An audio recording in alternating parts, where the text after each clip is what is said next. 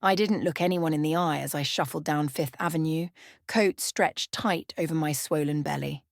My shoes were soaked from the icy slush, and my fingers, red and raw, clutched the paper coffee cup I hadn't let go of in 2 days. Not because there was anything left inside, but because pretending to sip made me invisible. I hadn't eaten since Thursday. People passed me like I didn't exist. Suits, heels, phones glued to ears. They didn't see the girl on the bench, 7 months pregnant, coat ripped at the sleeve, belly pressing against the last of her dignity. I saw him standing outside the cafe on the corner, phone in hand, dressed in a long black coat. Tall, clean-shaven, powerful. Like every man I used to avoid when I still believed in people. His face was turned away, but something about the way he stood made my legs move toward him. "Excuse me," I whispered. He didn't look up. I cleared my throat. "Sir, I'm sorry, but I need help, just enough for a sandwich or a bus. Please." That got his attention. He turned, slowly, lowering his phone, and when his eyes locked on mine, the world went silent. Grey eyes. Number it couldn't be. "Ava," he breathed. I froze. My name hadn't been spoken by anyone in weeks. Not kindly, not softly, not like that. I shook my head, backing away. "I'm sorry, I thought... Ava, is that you?" "What? What happened to you?" I turned and tried to walk away, but the hunger slowed me. So did the weight of everything I'd been carrying. His hand touched my arm. Not rough, gentle, familiar. "Wait," he said. "Please."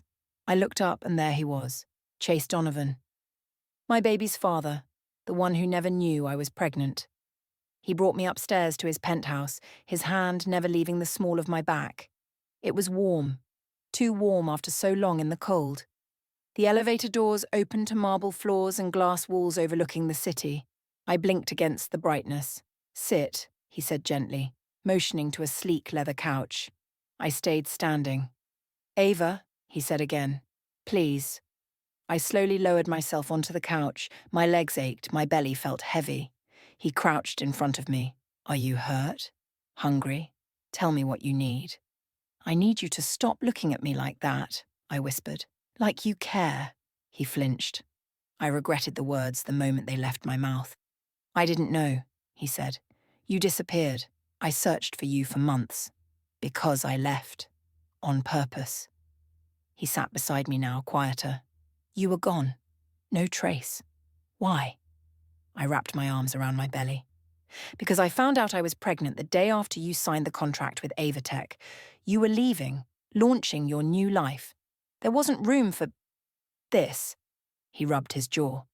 "So, you didn't tell me." I nodded. "I figured you'd try to fix it with money, and I didn't want to be a transaction." The silence between us felt like a chasm, until he reached into a drawer, pulled out a blanket and draped it over my lap. "You're not a transaction. You never were. And that baby." He paused, voice catching. "That's mine too." I wiped my nose with the sleeve of my coat. "Don't say that if you don't mean it." He looked at me with something fierce in his expression.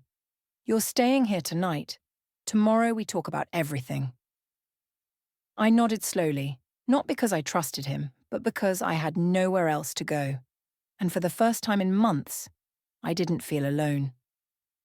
The next morning I woke in a guest room bigger than any apartment I'd ever lived in.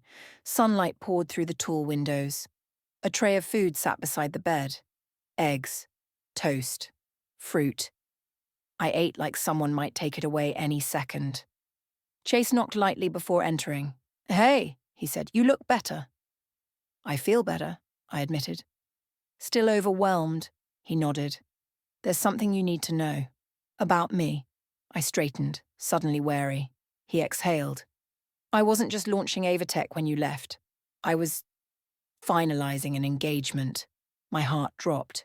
"It wasn't real," he said quickly. "It was business. A merger. My father's idea. We ended it after the first quarter. But I think that's why you really left." I stared at him. "I saw the photo, her hand on your chest, you smiling like you loved her." He sat across from me. "I was smiling because the cameras were there, not because of her. You were the one I wanted, and I lost you. I looked down. My belly shifted. The baby kicked gently. He watched, wonder in his eyes. That's our child. I nodded. He reached out tentatively. May I? I hesitated, then guided his hand to where the baby had kicked. And just like that, Chase Donovan, the billionaire, the tycoon, teared up. We'll figure this out, he whispered. But just as the warmth between us settled into something close to peace, his phone rang. He looked at the screen. And his face changed. I leaned forward. Who is it? He hesitated, then answered. It's Claire. She says she's pregnant. My stomach turned to ice. The silence between us cracked like a whip. My heart thudded in my chest as I tried to make sense of what I had just heard. She's what? I whispered. Chase's voice was low. She says she's pregnant. I don't even know how. We ended things before. I stood up too fast, the blood rushing to my head. So she's lying? Or are you telling me there's another baby on the way? He stood too. Ava, I don't even know if it's true. Claire's complicated. She doesn't want me.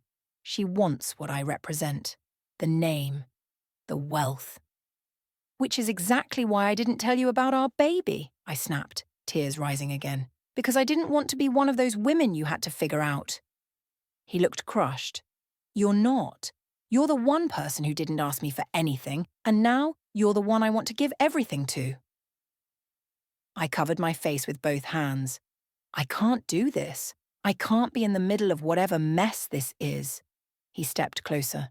Ava, please, stay. Let me figure out the truth. Give me a chance to do right by you. My voice cracked. You don't get to say that now.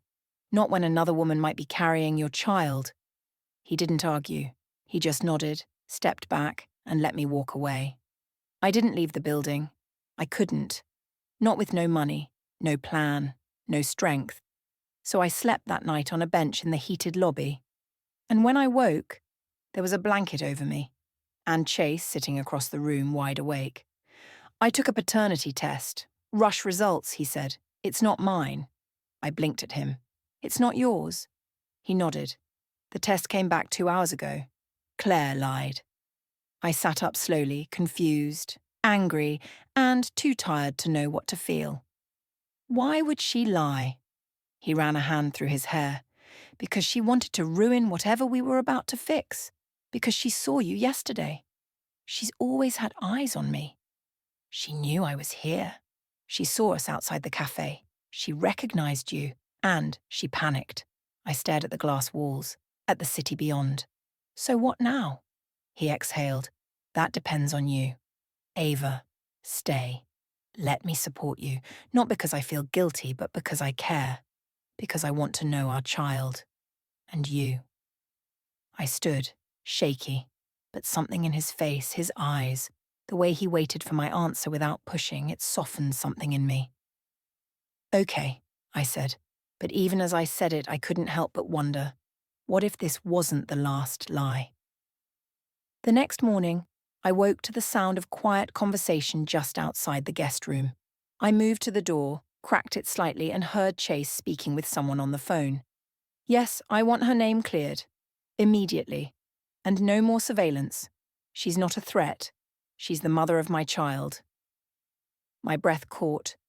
Surveillance? I stepped back, heart pounding. Moments later, Chase opened the door gently. You're up. I was going to bring you breakfast. I tried to keep my voice even. Were you spying on me? His smile faded. Not exactly. When you disappeared months ago, I hired someone to find you. I didn't trust the police to care. They found out you were staying at shelters, working under fake names. I just wanted to make sure you were safe. Why didn't you stop them once you found me? He sighed. Because I didn't know how to reach you, and I was scared that if I approached too soon, you'd run again. I turned away. You should have told me. I know. And I'm sorry. Before I could reply, the doorbell rang. A uniformed courier handed Chase a large envelope. He opened it and froze. His face paled. What is it? He handed it to me without a word. Inside was a legal document, an old one. My name was on it. So was his.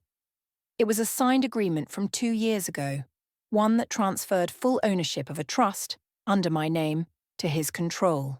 A trust I didn't even know I had. And then I saw the signature. My mother's.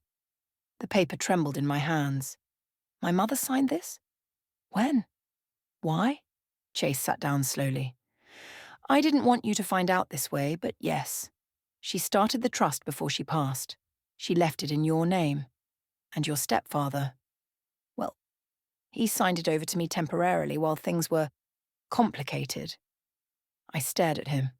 Temporarily? That was 2 years ago. He nodded, shame in his eyes. I was supposed to return it once you turned 21.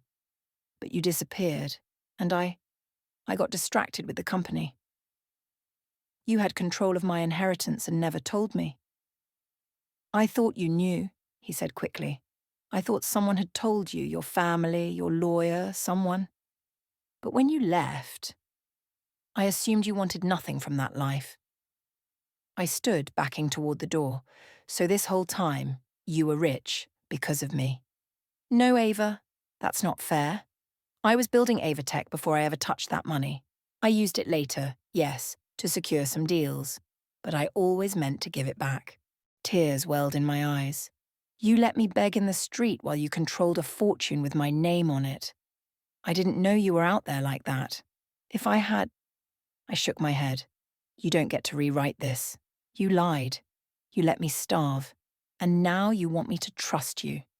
His voice broke. I never stopped caring. I swear, Ava. Everything I've done since I saw you again, it's been to make things right. I turned to leave. Where are you going? To find a lawyer, I said. This time, for me. He didn't follow, but I could feel his eyes on me as I walked out, and in that moment I knew this wasn't over.